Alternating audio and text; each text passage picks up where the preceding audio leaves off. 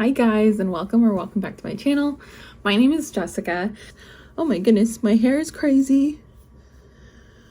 I put my baby down and I said I'm gonna run, get ready get ready as best as I can to get on camera and finally do this market recap, because it has almost been 2 weeks and I've been meaning to do this, but I wanted to make sure I had all my notes together, all my thoughts together, and so here we go.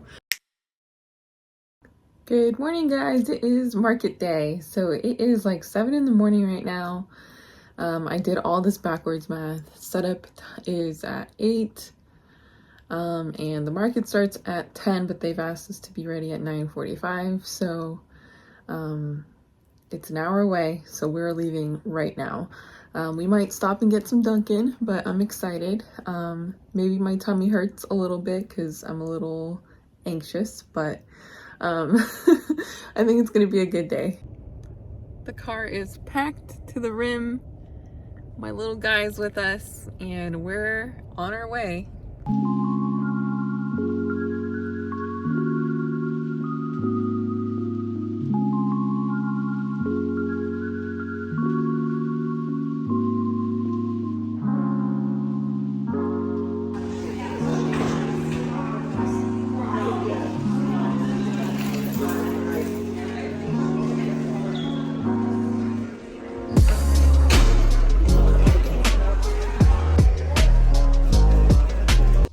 Okay, guys, maybe you can't hear me, but we're about an hour and a half in, and no sales yet, but there are 4 other vendors here with the same stuff.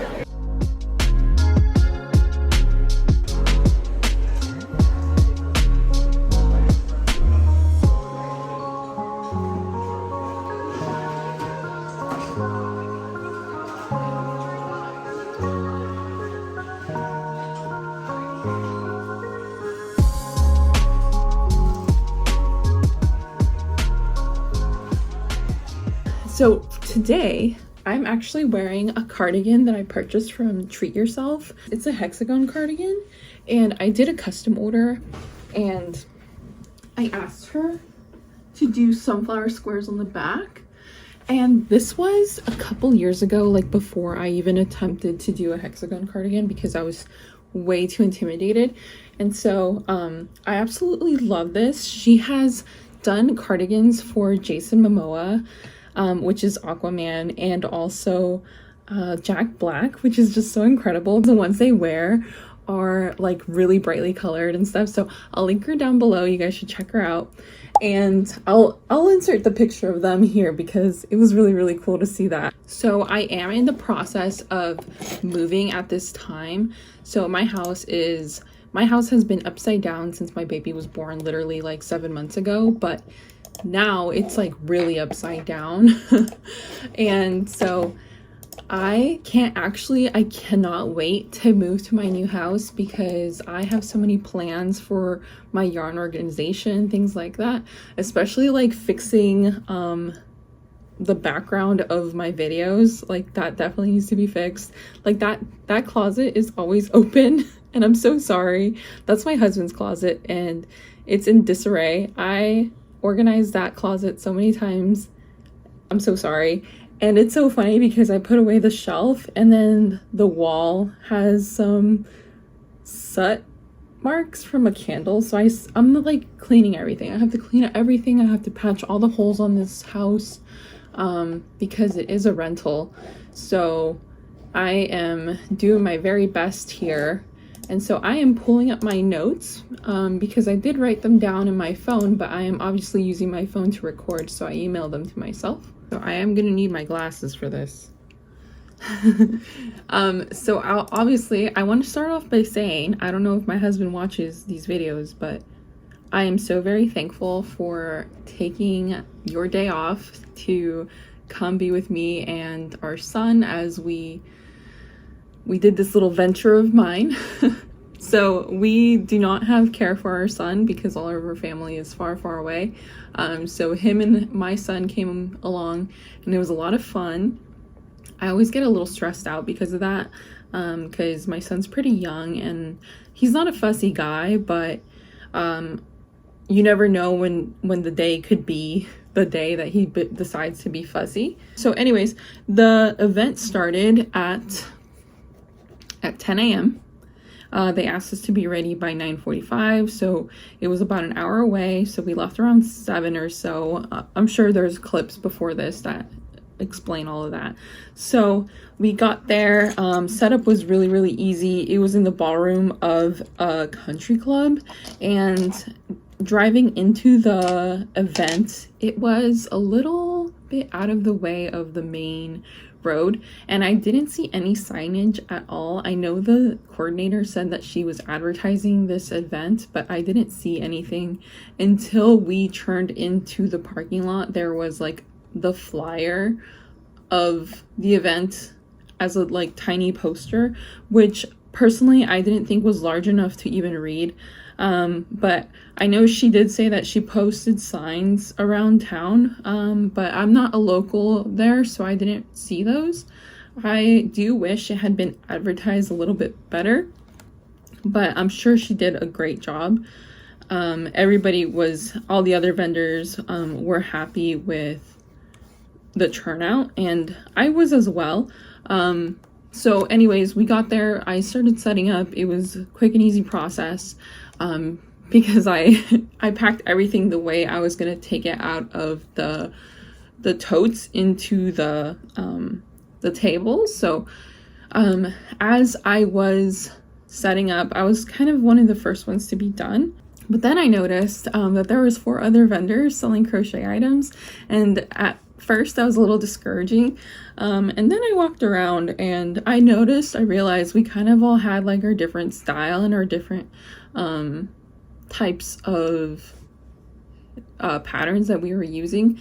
So the other vendors, there was one directly behind me. She was doing like hand knit blankets and mushy boys and chickens, and luckily I didn't make any mushy boys. I did have 2 chickens, but I only had 1 on my table.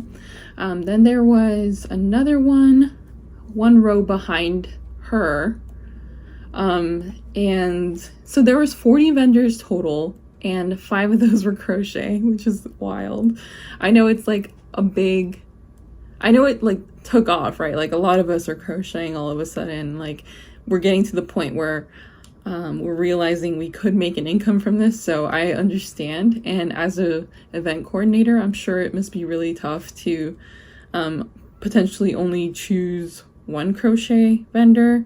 I mean, it's like candles and soap, right? So there were several candle vendors, there were several soap vendors. You just have to go and shop with the one you like the best. So anyways, behind her there was another one, and she sold little turtles, and she had Easter eggs. And 2 rows behind that one there was another one. She was selling like bumblebee keychains and something else, not crochet related. I didn't really go look. I'm kind of shy. Not shy, I kind of just keep to myself, so I did walk around, but I didn't really interact because everybody was kind of busy, and I was a little stressed out with my baby for some reason. I had forgotten his milk, which is like completely my fault. I think I was just so stressed out. I literally packed it in the cooler and then I completely forgot. So I was stressed out about that. Like, we do have emergency formula, but he's not used to like drinking formula. So I was like so stressed out. So anyways, then the last crochet vendor, she was in front of me, like 2 rows to the front of me against the wall, and she had, I would say, like the closest things to mine. She had like bees, and she had a Pikachu. I'm trying to remember. She had a very large shark. I did speak with her because she was friendly, and so we did speak, and I did tell her that I really loved her Pikachu because my husband had noticed it, because we're both big Pokemon fans. So my husband had noticed it, and at the end of the event, actually, once it hadn't sold, My husband went over and bought it for our son, and I'll insert pictures because my son absolutely loves that Pikachu and it's so great. It does have safety eyes though, which I am a little concerned about, but they're large enough where it doesn't seem like they're going to come out of the stitches. But every time he does play with that Pikachu, he is supervised, so it's not going to be a toy that he can have by himself. But it's just such a cute Pikachu, and it was nice to like purchase a crocheted item from somebody else and have that artwork. So anyways, there were other crochet vendors, but they were different. So in the beginning, I was a little discouraged, and at that point, I think I did a mistake by not pivoting, and I only set out my plushies like I practiced at home. And I think that was a mistake because I did have a few coasters, some sunflower coasters, some flower coasters, and some chicken coasters, and some Juicy Couture velvet scrunchies, which I did not set out. And I have no idea why I didn't. Like, I just don't think I was thinking. I have no idea. And I really wish I had, because I think those would have sold, because none of those practical items were being sold as crochet. It was like a mistake of mine, and next time, like, that's what I've learned. Like, if I see there's a lot of crochet vendors, I'm just gonna pivot, right? Like, just set out some other things that I didn't initially plan on setting out. I'm gonna first talk about like the lessons learned and then I'll talk about like bestsellers and how much inventory I brought and things like that. I already talked about how I didn't pivot, which is so unfortunate. I think I could have made more sales. The grid shelves worked great, but I think next time I am going to build them correctly and section off each square based on price, because everything on the table was bucketed into like alike prices, but then on the shelves you had to reach in and grab each item and look at the tag. And I think it was okay, but if I section it off by like the cubes and put the prices next to the cube, I think that will work even better. So because I feel like customers were getting deterred by grabbing the item and then reaching for it, because I think that's more of a commitment to buy, maybe. I don't know. I am also going to clip that grid. I don't know if it's because I didn't build it like correctly, but I'm gonna clamp the grid shelves onto the table, because when people were going for the item, the shelves were a little wobbly. Also, like, I think the way I am approaching vending at these markets is more of allowing the customers to view and make their decision on their own. I'm not really of a pushy salesperson, and I don't necessarily like when people try and sell me something when I'm looking at their vendor stuff, because I do frequent art fairs, like a lot. Like, I love going to these things. And so I get a little scared because I end up feeling bad. Like, if I can't afford something, I end up feeling bad, and then I don't even want to like stop at the booth, because I feel like if they talk to me, then I have to buy something, and then sometimes I can't afford it. So I'm not like a pushy salesperson, so I would just let people like do their own thing. But maybe there's like a happy medium with that, because I did see people like pointing out to some things and being like, oh, that's cute, and then like maybe I could have picked it up at that point and like showed it off to them or something, like talk about a little bit of the item, but I didn't do that. So maybe that's a next time thing, a potentially next time thing. I'm not sure how to approach that just yet. If you guys do Vendo, like, let me know in the comments like how you go about doing this. I think I'm just like, based on my personality and like how I personally like to shop, maybe that's why I'm going about it this way. Another thing is I couldn't crochet wild at this craft fair. I know that usually drives people's interest, but I couldn't do that because I was holding my baby.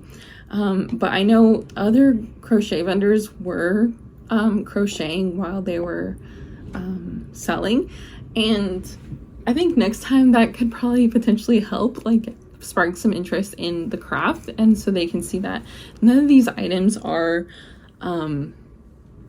like resale items, you know, because that's like a thing now. Another thing that I was kicking myself the whole time is I didn't have business cards or branding on the tags of the items, not even like a thank you card to put in the bag after purchase with like my information, so customers really can't find me afterwards. There were some people asking like, do you have a business card? And unfortunately, my only like option at that point was you can take a picture of my table banner. It has my name. You can find me on Instagram, TikTok, things like that. But I told them like it's the same handle everywhere. But unfortunately, I feel like, especially like the older folks, like I feel like they're gonna forget unless they have like a business card. So that was like so unfortunate. I think if I continue doing this, I have to invest in that. I just know it's pretty pricey, like business cards, things like that. My other option could be like printing out a QR code. I also have to work on getting a printer. I have a printer, I just don't have ink for it. And right now with like everything else, it's like I'm so overwhelmed, but these are just like excuses, I feel like. Lastly, my website isn't stocked. So I have an Etsy store and it has some things that are real and ready to ship, but not all my stuff is on there. And it's not stocked partially because I have certain items that change, like the eyes change, like the cats, those eyes always change based on like what I was feeling while making those cats, because all my love cats are not the same. Some have different eye colors, some have different whiskers, things like that. Some have different mouths. So like that's not stocked in my site. So even if people after the fact go home, they're gonna see that my Etsy store isn't like full of anything, and the likelihood of them messaging me asking for something is really low, I feel like, because people want convenience. They want to be able to just put it in their cart and check out. So I need to work on that. Also, I don't have it stocked on my Etsy store because I would have to be paying fees on that. I know they're very minimal, but the amount of time it takes to put items up on Etsy, like description, pictures, all that, like that's time. So I need to do that. I think after Comic-Con, I'm just going to stock everything up there and just leave it there until I do another show and it sells, and that's when I will deactivate the listing. To be continued, because my baby has woken up. He's like a chronic cat napper. He will take like max 20-30 minute naps, so I always feel like I'm running around the house. And I just realized I can hear my dog snoring, so if you hear snoring in the background, that's actually her. I will take a really quick clip of her so you can meet her.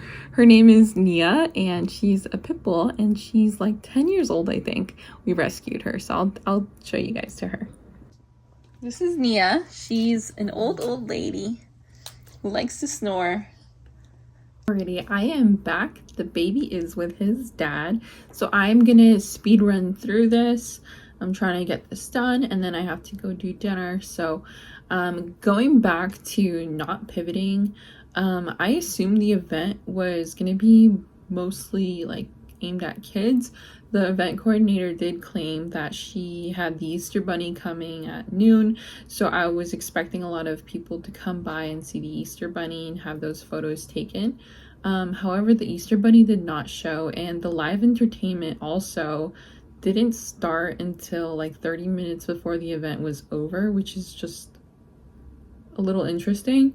I'm not quite sure what happened there. I'm sure there was like an issue as to why he was so late. The audience was mainly older people, and I should have expected that since it was being hosted at a country club. I'm sure many of the people that attended the market were members of that country club. So pivoting and offering some more practical items would have been the move on that. My first market, I had like half and half, and at that time a lot of the practical items didn't sell, so at this point I didn't really focus on making many of those, but I did still have some left over, so I should have just put them out. It's really hard to gauge the audience at these events when I haven't necessarily attended them myself, and I'm not quite familiar with like the type of people that live in the area as well, because I'm not a local here. Even that town is quite a ways from where I live, so I'm not too familiar with like the demographic, things like that. So anyways, it's a little hard to gauge, and every market's different, right? Because like the markets I did in December, like it was the holiday season, people were buying gifts. Like I feel like during the holiday, like people will just spend money, right? And then now it's like the beginning of the year, it's new. Not that like, well, politics do have everything to do with like how the economy is doing, things like that, but like not to get too political and things like that, but new administration, things like that, will affect how much people are willing to spend. So I think the timing was a little different based on when I last did the market, plus 4 other crochet vendors in the same event. I'm sure that didn't help. So I didn't focus on building a relationship with the event coordinator because I am moving, so I am not gonna have another opportunity to work with her again, so I wasn't too focused on building that relationship with her. I did hear a lot of people talking about her making some like ongoing events like in the late summer and fall, and they were really interested in that. So if I had been staying here, I would have made it a point to get to introduce myself and let her know that I am interested in potentially working with her again. But because I am relocating, I was not interested in doing that. But that like ongoing event type of situation would be a great opportunity, especially if I'm constantly crocheting, to have an opportunity to sell as often as like an ongoing market. That'd be really nice. So maybe when I settle down somewhere, my next spot, I'll see if I can find some type of event like that. So people were looking at some of my items for like Easter baskets, like they were talking about them. They were like, oh, I should get some of these for the baskets. But a lot of people were dressed up in like St. Patrick's outfits, things like that. The event was March 15th, and again, I am located in Massachusetts, and St. Patrick's Day is like huge in Boston. Like there's like a huge St. Patrick's parade. Like people love St. Patrick's Day here, and I think I didn't really focus on St. Patrick's Day. I don't personally like celebrate it, so I think I didn't want to make seasonal items because then I have to carry them if I don't sell them, but I have a feeling that St. Patrick's Day items could have potentially done well at this market, especially with how close it was to St. Patrick's Day. I didn't invest my time in doing that because I wasn't too sure how they would do. So a little things of what I did well. I think I did well on having the small items on the table closest to the children and grouped up by price. It really made it easy for people to just choose like what was in their price range and choose that kind of item. I did that well, and as well as adding height to the table. The display we were only allowed a space of 8 by 4 feet. So my table, 8 feet, that was all I had. So I had to go vertical, and using those shelves really, really helped. So I was able to display a lot more. The raffle, I donated that orange chicken. It did great. Everybody wanted it. I'll insert a picture. So many raffle tickets. This is the state of Massachusetts. People love to gamble here, basically. And a lottery, like a raffle lottery, it's like the thing, right? So people loved it. They love raffles. They love playing like that. So they saw the cat, and then they would come over. They would walk around the ballroom, and they were looking for who was selling this cat. And then they'd come over, and so maybe this is a little bit of foreshadowing, right? So the cat did great as a raffle item, got a lot of attention, so I'm glad I did that. And you know, the claw chicks, those were a hit. Okay, and more foreshadowing, right? Those were a hit. And I think it's because a $5 item is easy to digest, right? So when you come to an art fair, there's so many options, like there's so many vendors, so many cool things. And so if you can support more people by buying little things, I think that really, it was great because people were able to afford that. Massachusetts minimum wage is $15. So an item at $5 is easy to buy, especially for children. I actually did find that like children, well, we'll get into that. We'll get into that a little later. So I did have a couple interesting interactions. I'm obviously new to this whole vendor thing. I did have another vendor come over. She had seen my cat at the raffle table, and she said that she had put in some of raffle tickets in to get that cat. She was really hoping she would win it, but she said that if I was interested, she and I could do a trade. She said that her booth was selling cotton candy, and if I wanted to, we could do a trade for cotton candy and one of my cats. At that time, the market had not yet opened, so I was not interested in doing that kind of trade. And also, I'm not like a huge fan of cotton candy anyways, but I thought that was really interesting, the whole trade thing. But I have been watching a couple videos since that event, and apparently it's like a thing that happens. So now I know that some people do trade products while they're vending. She did say that she'd be open to a trade because obviously we're all there to make money, and she didn't want to spend money on one of the cats. Which I thought was kind of funny because she spent money on the raffle to put in a ticket for the cat instead of just buying the cat she wanted. So anyways, I thought that was so interesting. But now I know. So then another interesting interaction, it was two older women, and one of them asked, she picked up the rubber ducky that I had shown in my previous video. And so the rubber ducky is like a little bit bigger than my hand. It's like a decent size. So I had priced that one out at $12, and I priced it out at $12 because my little cats, like the mini loaf cat, I make them with Posh. Those are smaller, and I priced those out at $12, and those sell well at $12. So based on like history of like what I have sold in the past, I did price out my items based, like kind of gauged with the cats. So that size of an item was priced at $12. And she asked me, how much is this? And that item was in a bucket with other like items. It was the ice cream cones and the rubber ducks in a bucket for $12.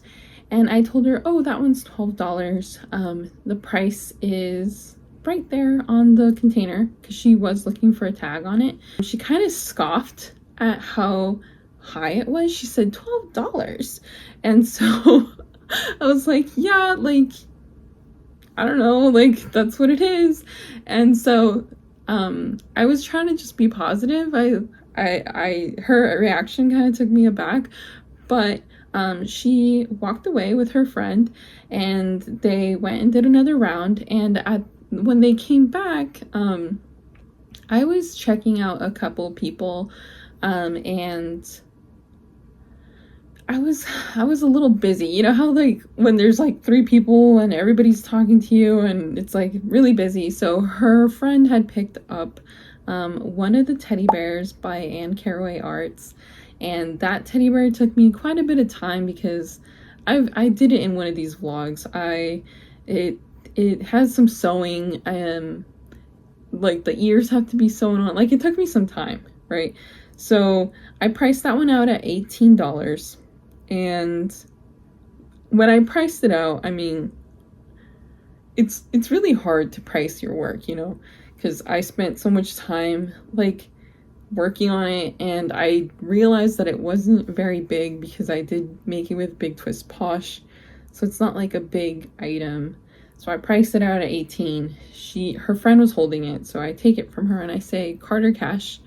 And she said, no, we want to know how much it is. And that one was tagged. And I'm surprised with how long she was holding the item and looking at it that she didn't see the tag. Maybe she got confused because I did tell her that the items had the prices like next to their container, and that item was on the shelves without a price tag next to it. So I don't know what happened. I said it's $18 and she said $18, like again, like so surprised. And I said, yes, $18. And she told me, what's the lowest you'll go? And at that moment I said, I can't go any lower. It's $18. And I asked her, what is your price point? You know, I pointed at other things on my booth. I told her I have these little chicks at $5. I had that rubber duck at $12. Like, if there's anything in your price range, I mean, it should be on here. And she didn't like my answer, so she left. And at that moment in time, I was okay with losing that sale. I think I'm maybe overthinking this. You know, in the grand scheme of things, like, whatever. I lost, I don't know how much, you know, whatever. That little bear, at like the size of it, I was okay with taking it home. I mean, I don't mind carrying that inventory. I may lower the price to like $15. I don't know, but based on the interaction that I had with her prior with the rubber ducky, I was not willing to lower the price. If she had maybe approached me differently, if she had said, I love your work, I really want this, I can't afford it at this price point, will you work with me? I would have considered it more, like I would have lowered the price potentially. But just the way she approached my answer and things like that, like my price points, I just felt, I don't know, because I spent so much time on and I told her, I said, I cannot lower the price. I spend hours on this. This is all handmade. That's what I told her. And maybe she didn't believe me because I wasn't actively crocheting. Maybe she's not familiar with crochet and things like that. Maybe she thought I had maybe purchased it elsewhere. I don't know, because it's a craft fair, so everything's handmade, right? So I'm not quite sure. I don't know if she just wanted a deal. So anyways, that's where, like, I've seen these flyers, posters that people post up, like, why is crochet pricey? I've been watching the Celestial Homebody, and she has a PDF file that she sells on Etsy that I am considering purchasing. It's like, why is crochet pricey? It's because of the skill, the materials, the time. If we're doing Massachusetts minimum wage at $15 an hour, which I now realize, like, I may have to, like, invest in actually timing myself with projects, weighing my materials, things like that, so I can determine my prices. But I did say that I was pricing items based on, like, the size of them compared to the loaf cats. So anyways, I don't regret telling her no, but I wish that I hadn't had that interaction. I'm not sure. I have watched so many videos of these market recap of where, like, people are trying to negotiate things like that. I've heard where, like, children will ask, and it might be like the lowest priced item on the booth, where they're like, I only have $3, this thing is $5, I really want it, so the people will give it to them for $3. And where I was, you know, if 18 wasn't in her budget, I feel like I had a variety of prices on my booth. I had $5, $8, $10, $12, a lot of cute things that she could have chosen instead that was in her budget. She just didn't like my prices, I think. So I did tell her no, and I did see her walk to another booth, but at that point I just, like, let it go for the day.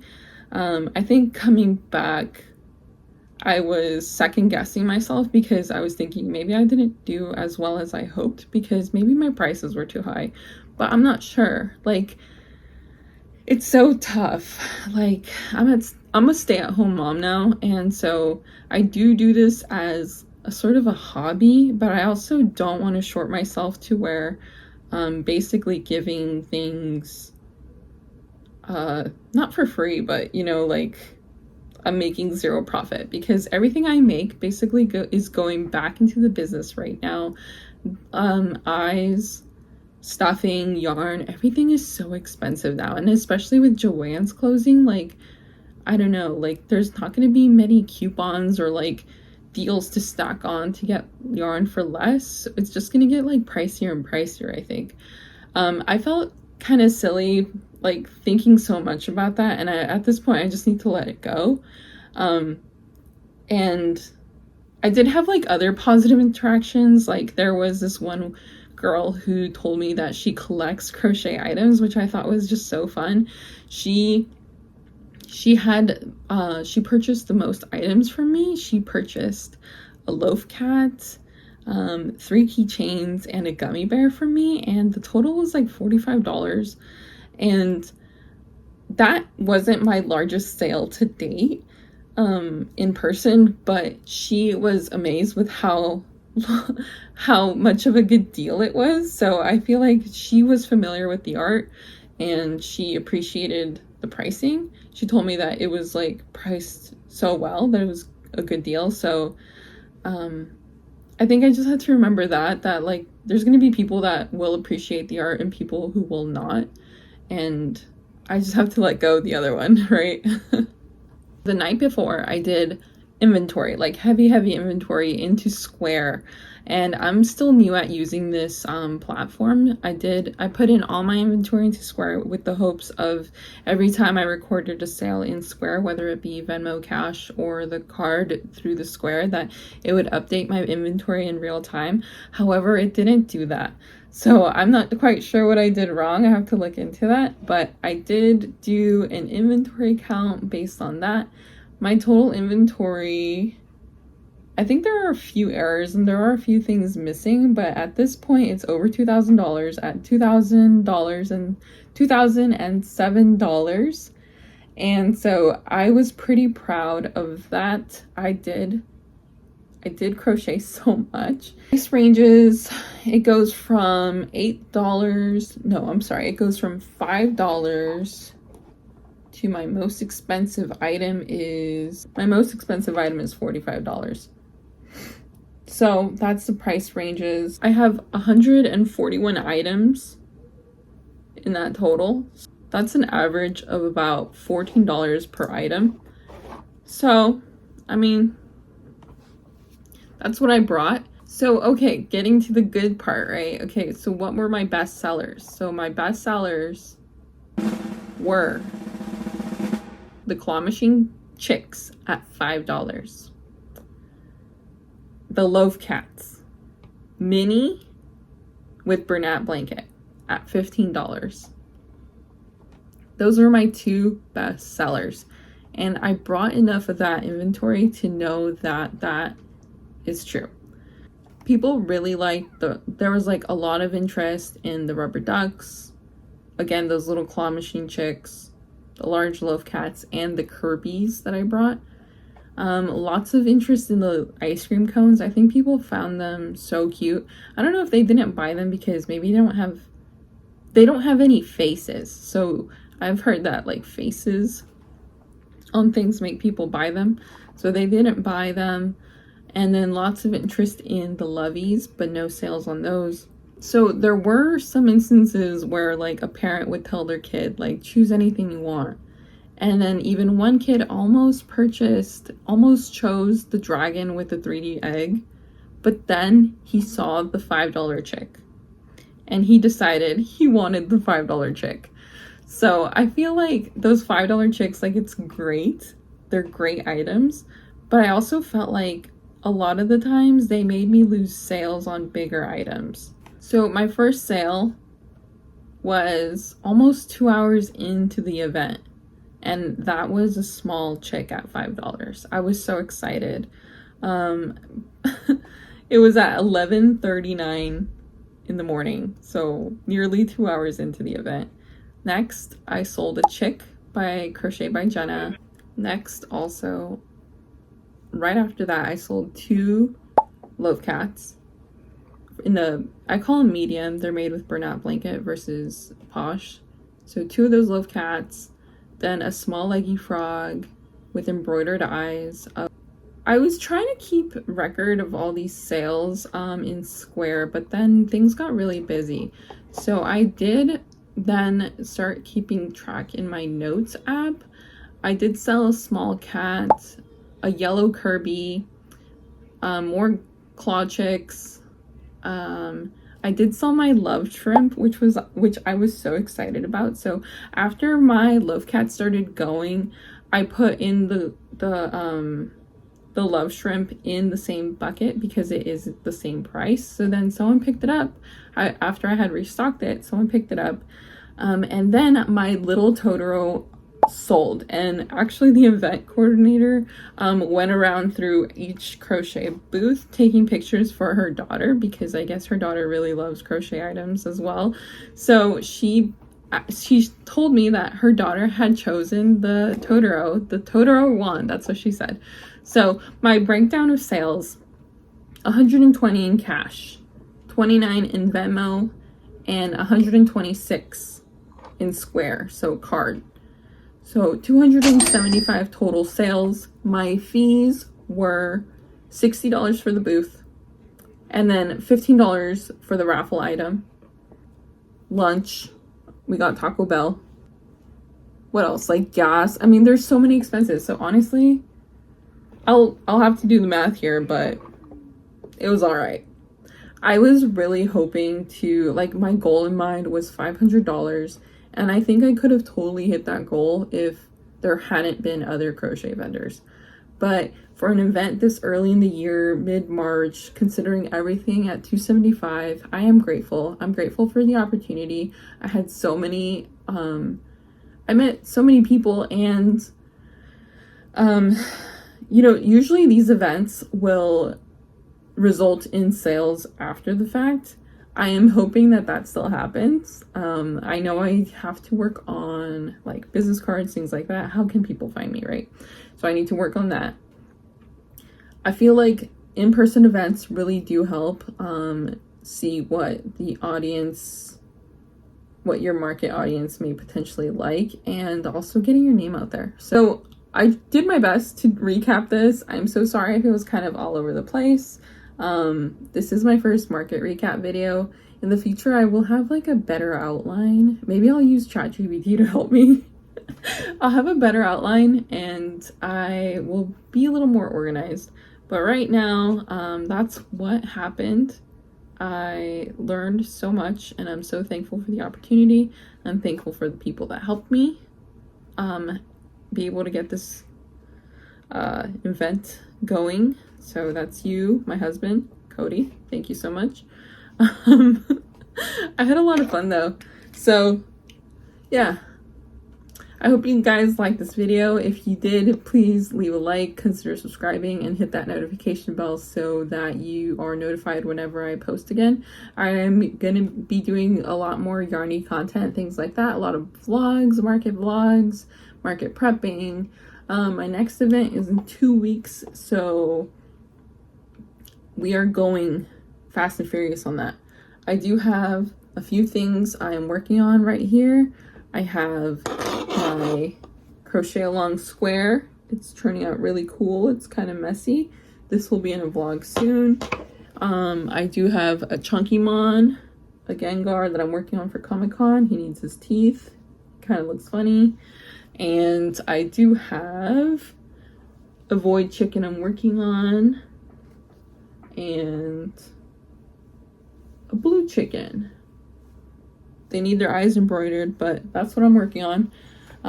All of this is going to be in an upcoming vlog as I prep for Comic-Con, so please, if you're interested, subscribe, leave me a comment and a like. Let me know if you've ever had these like interesting interactions. If you've had maybe someone trying to haggle you for a better price. I mean, any negotiations, things like that. Let me know if that's ever happened to you guys. I would like to know, like, your thoughts. Like, I know I said I'm gonna forget about this, but like, let me know what you guys would have done. So anyways, bye guys, have a good day.